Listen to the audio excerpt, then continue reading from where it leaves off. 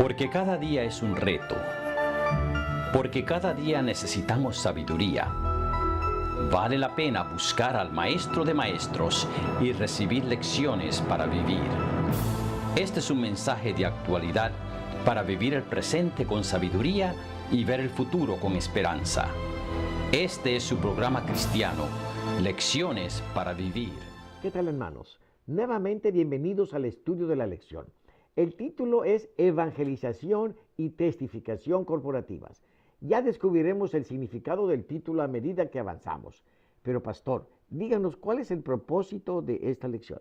Bueno, primero, gracias por estar con nosotros. Siempre es un placer que nos acompañen en el estudio de cada una de estas lecciones. Y el propósito es entender que la evangelización y testificación es tarea de toda la iglesia, es decir, de cada miembro, no solo de los ministros y ancianos de la iglesia.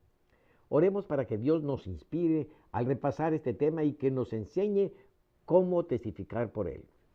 Gracias te damos nuevamente, oh Dios, por la oportunidad que nos das de estudiar tu palabra. Te pedimos que estés con nosotros y que nos des sabiduría e inteligencia.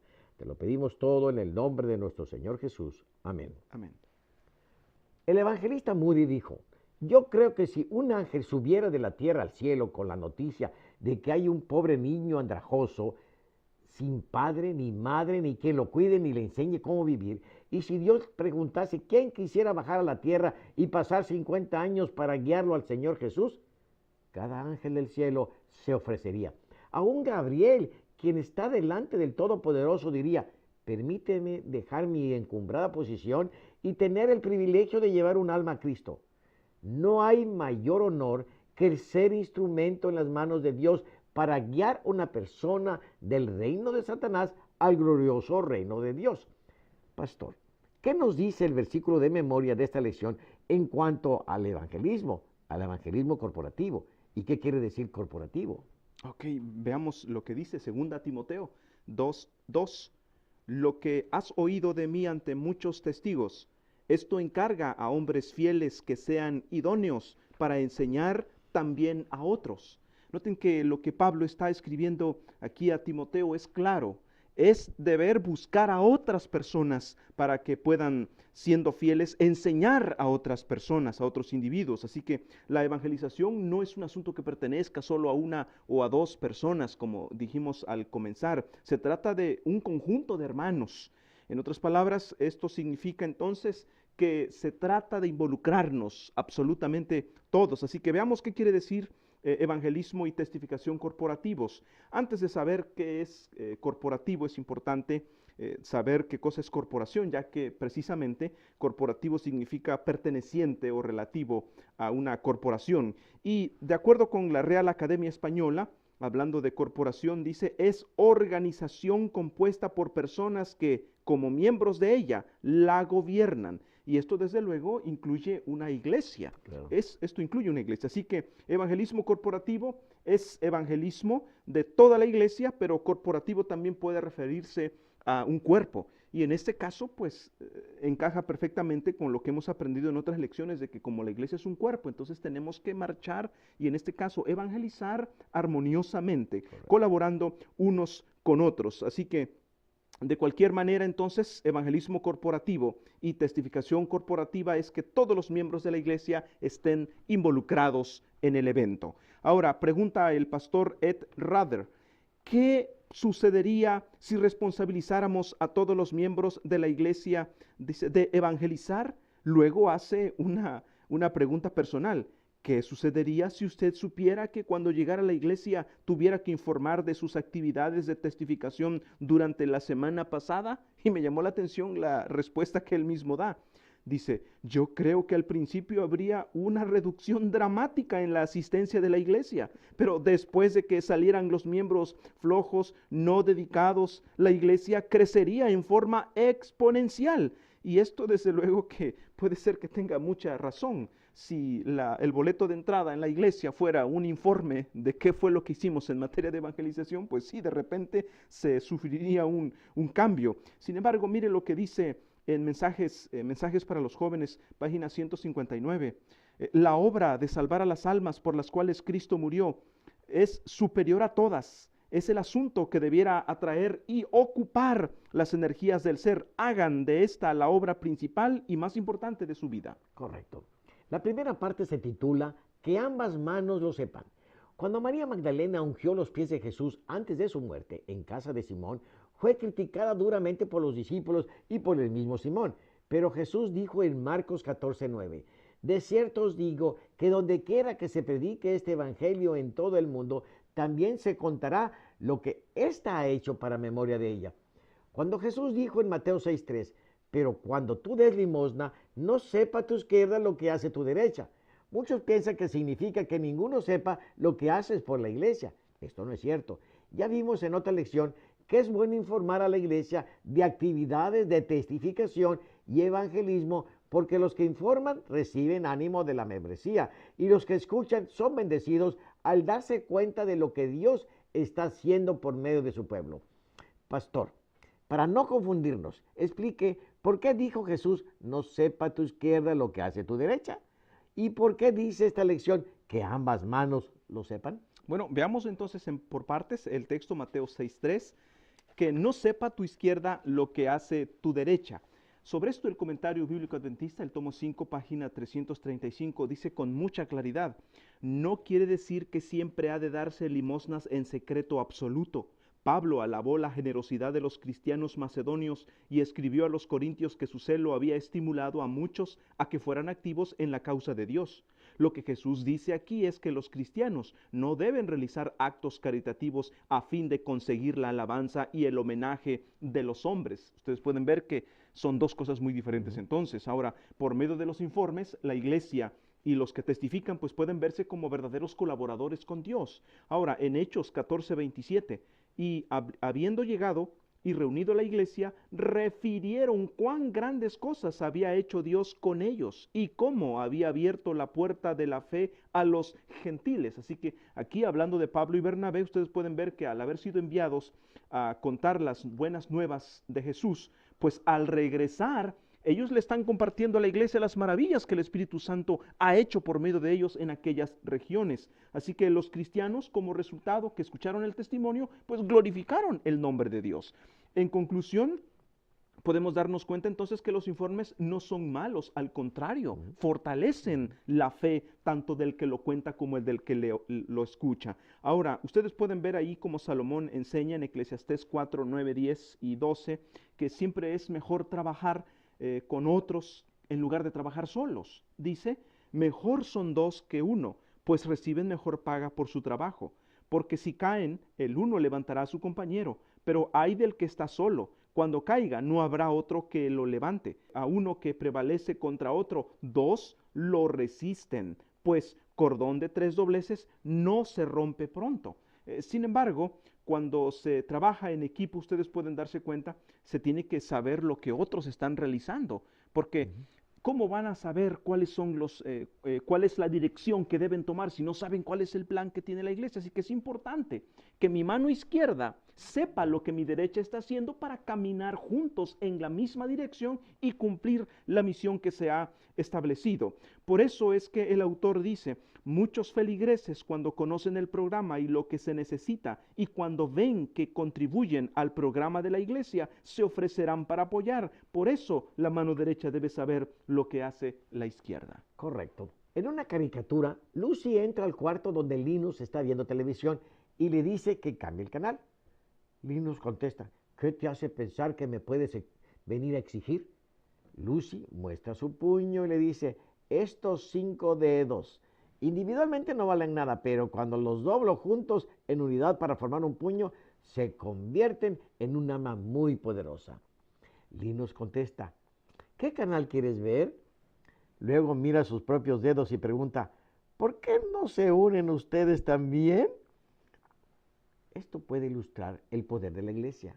Cuando sus miembros se unen como un cuerpo para trabajar unidos, funciona.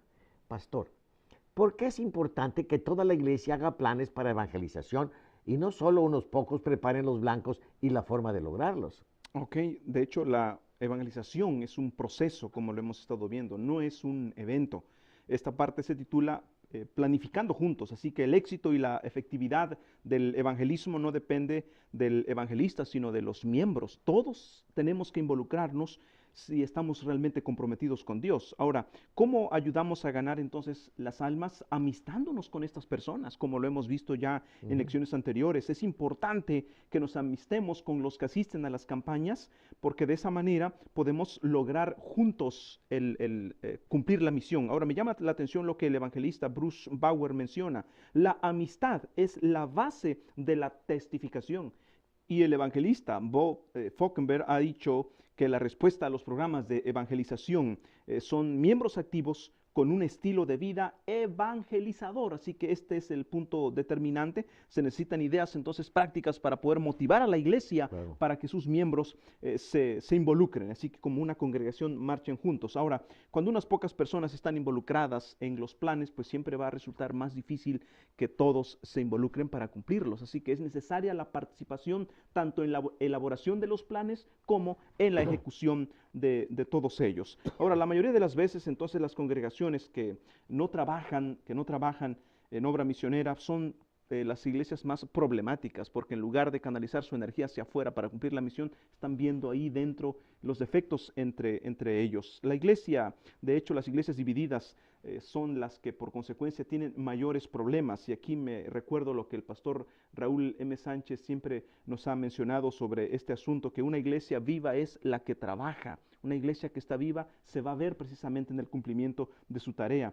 Y ahora no todos tienen que hacer lo mismo, como lo hemos incluso mencionado, pero todos debemos estar en la misma dirección, cumpliendo la misma misión. Y hay algunas actividades sugerentes que podemos practicar para que la iglesia pueda marchar juntos. Por ejemplo, se puede planear un evento de desayuno y oración para los exmiembros, personas que se han retirado. Se prepara un desayuno con propósitos de oración y hacerlos sentir que vale la pena regresar. Claro. Otra actividad, por ejemplo, asuntos de salud para la comunidad, servicios para la comunidad son de imperante necesidad también.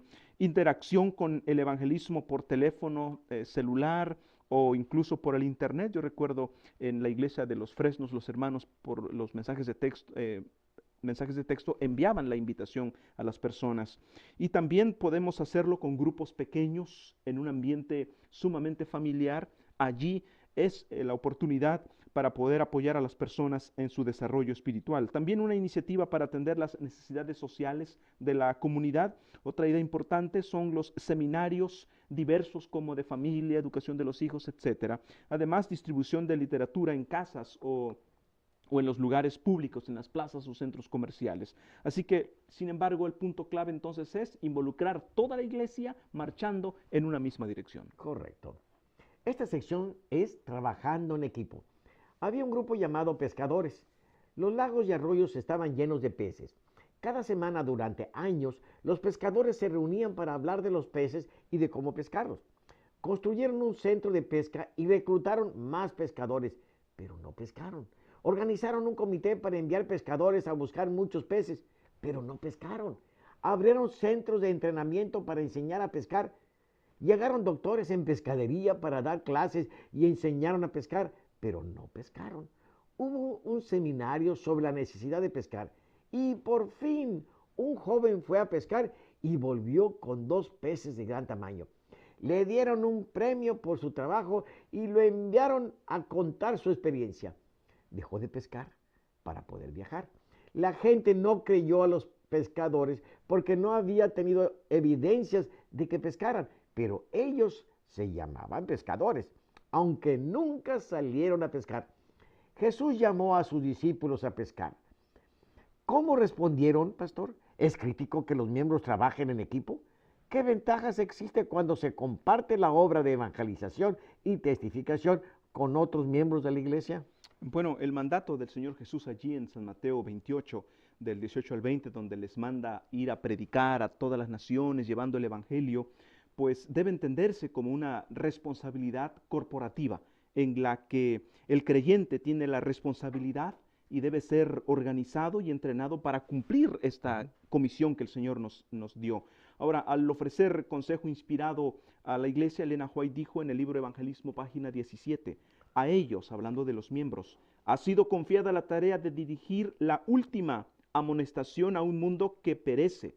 Ninguna otra obra puede compararse con esta y nada debe desviar nuestra atención de ella. Así que ustedes pueden ver la urgencia del Evangelio demanda que los testigos de Cristo no esperen a que la gente venga, sino que busquemos a estas personas para compartirles y de esa manera somos proactivos al acercarnos a aquellos que están necesitando del Evangelio de Cristo. Ahora, cada iglesia tiene un testimonio corporativo hacia la comunidad local y desafortunadamente, sin embargo, muchas iglesias han perdido su influencia a la comunidad como resultado de las peleas internas, como mencionábamos hace un momento. Hay falta de amor y hay un quebrantamiento. Las iglesias se han dividido. Imagínense qué clase de testimonio sería para poder ganar a otros y decirles aquí tenemos luz. Ahora, seguramente ustedes han visto esas carreras de 3 pies, donde se juntan las parejas y las dos piernas que los juntan uno al lado de otro. Y las dos piernas que están juntas, la derecha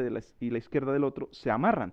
Así que van marchando prácticamente en 3 pies. Y el secreto está en que deben caminar, correr armoniosamente y llegar a la meta. Coordinado. Y se espera que en la iglesia se haga exactamente eso. Incluso la carrera de los relevos, sin duda ustedes lo habrán visto, en donde hay más de uno. Y cada uno debe poner todo el corazón, aunque sea uno el último el que llegue a la meta, sin embargo, todos deben contribuir para que el último pueda llegar en primer lugar. Ahora, podemos darnos cuenta con esto que cuando se trabaja en equipo, pues definitivamente la tarea es más agradable y menos complicada, porque Claro. lleva su desafío, desde luego. Dice, hay un cantito, dice, y si todos trabajamos unidos, y si todos trabajamos, ¿qué gozo será? Tu obra es mi obra, nuestra obra es de Dios, y si todos trabajamos, ¿qué gozo será? Ahora, me llama la atención lo que Elena White dice en Evangelismo 115. Dice, permítales que se formen compañías para el servicio de nuestras iglesias. En la obra de Dios no hay ociosos. Que todos se unan para ser pescadores de hombres. Permítanles rescatar almas de la corrupción del mundo para la pureza salvadora del amor de Cristo. Así que pueden ver, toda actividad que se lleve a cabo en la iglesia tendrá sentido cuando todos nos involucremos en esa misma dirección. Correcto. Herman Ostry es un campesino de Nebraska. Un día su galpón quedó inundado bajo 2 pies de agua. Pidió a sus amigos que le ayudaran a moverlo a un lugar más elevado donde había colocado un nuevo cimiento. Habría que mover la estructura que pesaba 17,000 libras, más o menos unos 45 metros de distancia. Su hijo le ayudó a soldar tubos alrededor del galpón y colocó cientos de agarraderas y llegaron a ese trabajo 344 personas entre amigos y vecinos y levantaron el galpón, cada uno cargando más o menos 50 libras de peso, y en pocos minutos el galpón quedó en su nuevo cimiento. Esto es lo que se puede hacer cuando cada quien hace su parte. Esta sección se titula Cada parte hace su parte, y la historia de Ostry ilustra cómo en el cuerpo de Cristo cada miembro es importante y cada uno tiene su propia función. Ahora, me llama la atención una encuesta que está registrada en hotsermons.com y es una encuesta entre 8,000 personas que entraron a la iglesia, ingresaron a la iglesia. El 5% de ellos llegaron solo de repente y sin invitación. 5% entraron allí, de estos 8,000. 6% llegaron para escuchar al pastor. Tal vez querían saber a ver qué mensaje traía. El 3% llegaron porque la iglesia tenía un programa que les gustó. El 1% llegó porque alguien tocó a su puerta. El 4% por el estudio de la lección. El 1% por una campaña evangelística. Y sorprendentemente, claro, para algunos no ha de ser sorprendente porque es el pan de cada día, el 80% llegaron porque fueron invitados por parientes o amigos. Así que esto nos da una idea concreta de cuán poderosa es la relación, es el contacto, Qué y por lo eficiente es tanto eso. demanda de involucrar a toda la iglesia. El pastor no puede no puede sustituir a la iglesia en ese sentido. Ahora, muchas veces invitamos a los miembros a participar en la obra de evangelización, pero rara vez se reconoce su trabajo. Generalmente vemos cuando lo dejan de hacer, pero no lo reconocemos cuando lo hacen. Quizá por eso es que algunos se desaniman. Y quizás si los animáramos, ellos se involucrarían y no dejarían de trabajar en la causa de Dios. Ahora, me llama la atención lo que Mark Ashton dijo.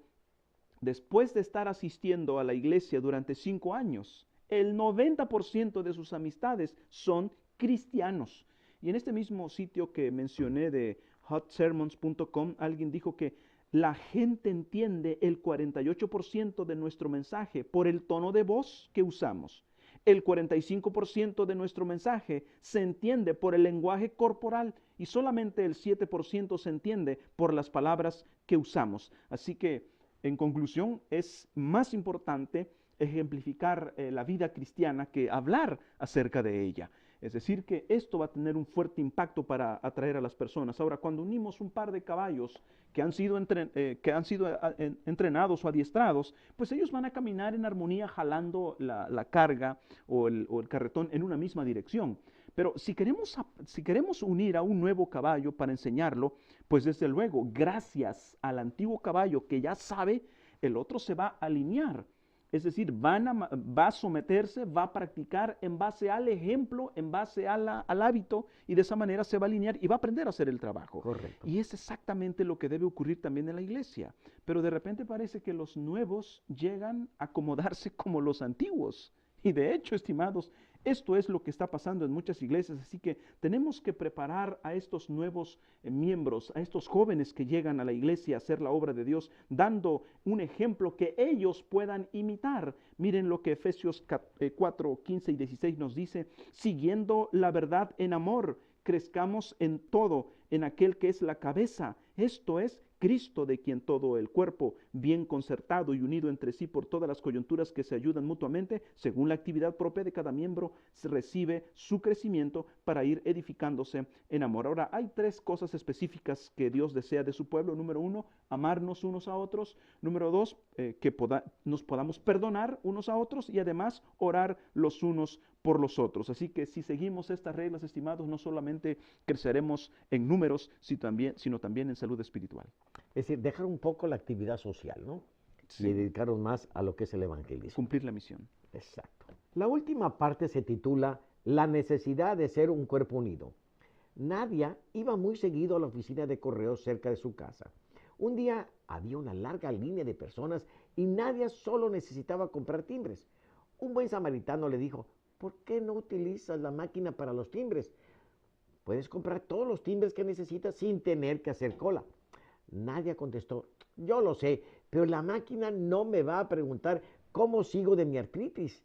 La gente necesita el contacto humano. Sin embargo, cuando una persona falta a la iglesia y nos interesamos y le preguntamos por qué no llegó, a veces se ofende. Pastor, ¿cómo podemos involucrarnos en la vida de los miembros de la iglesia sin parecer que nos estamos metiendo con su vida? Bueno, muchas veces un miembro de iglesia deja de asistir y parece que a nadie le preocupa. De hecho, nos damos cuenta que en muchas iglesias los nuevos miembros parecen entrar por la puerta de enfrente, pero finalmente se nos salen por la puerta de atrás, y lo que tenemos que preguntarnos es ¿por qué? ¿Por qué está pasando esto? Pues curiosamente no es porque ellos crean que están en una iglesia equivocada o porque no les agrada o no están de acuerdo con la liturgia, sino porque no encontraron un ambiente acogedor que les permita de esa manera desarrollarse en el aspecto espiritual también. Y de esa forma, pues podemos darnos cuenta, entonces no es un asunto que le corresponda solo al pastor, tiene que involucrarse toda la gente. Toda la gente, por eso estamos hablando de un asunto corporal. Ahora, cuando hablamos de que a veces las personas se ofenden porque les preguntamos por qué no han llegado, pues es porque a veces lo toman ese por qué como una acusación o como un interrogatorio, indagatorio. Si usted lo ve, miren, simplificando las cosas, simplemente exprese alegría por verle de nuevo o simplemente dele un abrazo de bienvenida. Ahora, si la persona ya le quiere contar algo, pero que salga por iniciativa de él y expresa a una necesidad, pues ahí tal vez uno puede contribuir, pero simplemente démosle la bienvenida y gocémonos porque ha regresado. Ahora, no sé si ustedes han escuchado de personas que han perdido alguna extremidad, algún brazo o una pierna. El otro día su esposa me estaba platicando que entre el 50 y el 80% de las personas que han perdido alguna extremidad sufren ese síndrome del miembro fantasma. Es decir, ya no tienen la pierna derecha, por ejemplo, pero ellos sienten que les duele, tienen una sensación de dolor, pero ¿cómo pueden dolerles si ya no están? Pues ese es un síndrome, en el caso de algunas de estas personas, imagínense, entre el 50 y el 80%, y nos puede ilustrar este asunto con la iglesia, estimados. Debemos sentir la ausencia de nuestros hermanos. De hecho, me llama la atención lo que Pablo dice ahí en 1 Corintios 12. Dice que si somos miembros del mismo cuerpo, pues evidentemente como es el sistema nervioso mismo que nos une, si el dedo de mi mano derecha sufre un golpe, pues lo va a sentir también la mano izquierda porque estamos conectados. Entonces, si usted no está sintiendo dolor por la ausencia de algún miembro, cuidado, tal vez no estamos conectados al mismo cuerpo, y eso debe ser un motivo de preocupación. Ahora, ¿qué blanco propone Pablo para los creyentes? En Colosenses 1, 28 y 29 dice: nosotros anunciamos a Cristo, amonestando a todo hombre y enseñando a todo hombre en toda sabiduría, a fin de presentar perfecto en Cristo Jesús a todo hombre. Para esto también trabajo luchando según la fuerza de Él, la cual actúa poderosamente en mí. Y en Efesios 3:19 agrega: y de conocer el amor de Cristo, que excede a todo conocimiento, para que seáis llenos de toda la plenitud de Dios. Así que Pablo desea que alcancemos la plenitud de Cristo. Este es el blanco que él establece. Ahora, muchos no tienen idea de cómo trabajar por las personas. Un punto clave es enterarse de los planes que la iglesia tiene para poder unirse y entregar nuestros talentos en esa dirección. Pero también es importante el trabajo personal, el testimonio personal, porque tal vez alguna persona no tendrá otra forma de enterarse del amor de Cristo. Pero entonces, así es como debemos trabajar, así como el cuerpo necesita de todos sus miembros, así también la iglesia necesita de involucrar todas las personas que estamos formando parte de la iglesia, porque esto precisamente es evangelización y testificación corporativa. Y de esa forma, estimados, podremos testificar y alcanzar al mundo. Correcto. En Obreros Evangélicos, página 206, dice que antes de convertir a los no creyentes, el pastor debe preparar a los miembros para una cooperación aceptable. Pastor, haga un resumen de esta lección, por favor. Bueno, tengo algunos puntos. Número 1, cuando Jesús dijo que no sepa tu izquierda lo que hace tu derecha, se refirió a la limosna, y lo que quiso enseñar es que cuando se hacen actos caritativos, pues no debe hacer para conseguir la alabanza de los hombres. Para trabajar unidos debemos saber lo que otros están haciendo. Número 2, cuando toda la iglesia se involucra en la planeación del evangelismo y la testificación, todos se sentirán motivados para trabajar unidos. Número 3, Jesús desea que trabajemos en equipo, porque cuando se trabaja en equipo, la tarea no solamente es más agradable, sino que es menos complicada, y de esa manera nos animamos unos a otros. Número 4, no todos en la iglesia pueden o deben hacer lo mismo. Cada persona debe hacer la parte para lo que mejor ha sido capacitada por Dios. Ahora, es necesaria la unidad para poder llegar a la plenitud de Cristo, tal como Pablo nos lo está presentando. Así como el cuerpo necesita entonces de todos sus miembros, así también la iglesia debe recibir el apoyo de cada uno de sus miembros. Esto es lo que quiere decir entonces evangelización y testificación corporativa. Amigos, gracias por estar con nosotros. Nos veremos en la siguiente ocasión. Que Dios les bendiga. Hasta pronto. Yo he venido para que tengan vida y para que la tengan en abundancia. Descubra cómo recibir este don en Lecciones para Vivir. Si desea una copia de esta lección, llame y solicite la serie completa. Evangelismo y testificación es el tema de este trimestre. Aquí se presenta la evangelización y testificación de una manera sencilla y nos hace sentir la urgencia de traer a otros a los pies de Jesús.